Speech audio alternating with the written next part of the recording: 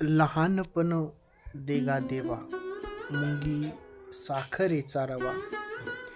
ऐरावत रत्न थोर, त्यासी अंकुशाचा मार. ज्याचे अंगी मोठेपण, तया यातना कठीण. तुका म्हणे जाण, व्हावे लहानाहुनी लहान. जगद्गुरु तुकाराम महाराजांचा हा अभंग आहे. याचा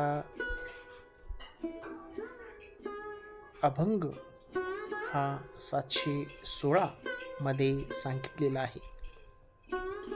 त्याचा अर्थ असा की, हे देवा, तू मला लहान पण म्हणजे मला उच्च पद किंवा मोठेपणा ते काही देऊ नकोस. मुंगी लहान असल्यामुळं तिला साखर खायला मिळते. क्षीर सागरात निघालेला ऐरावत हा हत्ती एक थोर रत्न आहे, पण त्याला देखील अंकुशाचा मार खावा लागतो.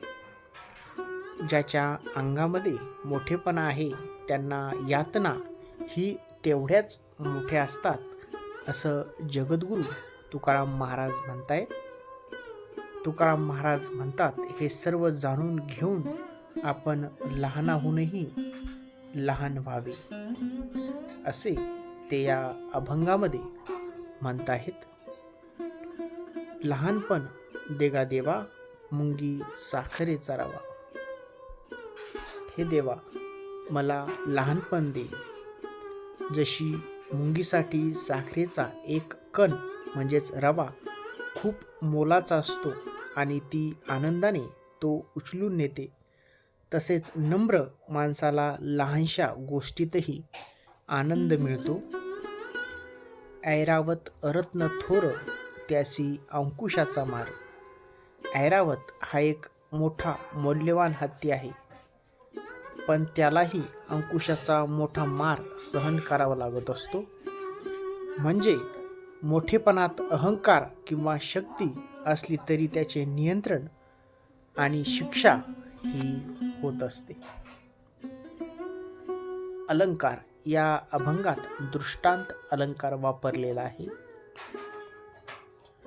दृष्टांत अलंकाराचा वापर उदाहरणे म्हणजेच दृष्टांत देऊन एखादी गोष्ट पटवून देण्यासाठी केला जातो.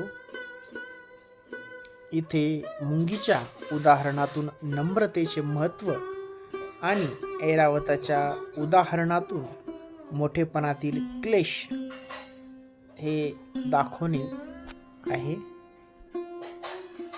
तात्पर्य याचा सारांश असा आहे की, तुकाराम महाराज म्हणतात की, मोठेपणाच्या गर्वात न राहता लहानपणीच्या साधेपणात आणि नम्रतेतच खरा आनंद आहे. कारण मोठेपणात अहंकार आणि त्रासाला सामोरं जावं लागतं. त्यामुळे या अभंगातून संत तुकाराम महाराजांनी विनम्रतेचे ह्युमिलिटी महत्त्व सांगितले आहे. जिथे लहान गोष्टीत आनंद आणि मोठेपणात क्लेश दुःख दिसतात, हे दाखवण्यासाठी उदाहरणांच्या एक्झाम्पल मदतीने वापरलेलं आहे, असं तुकाराम महाराज या अभंगामध्ये आपल्याला समजावून सांगत आहेत.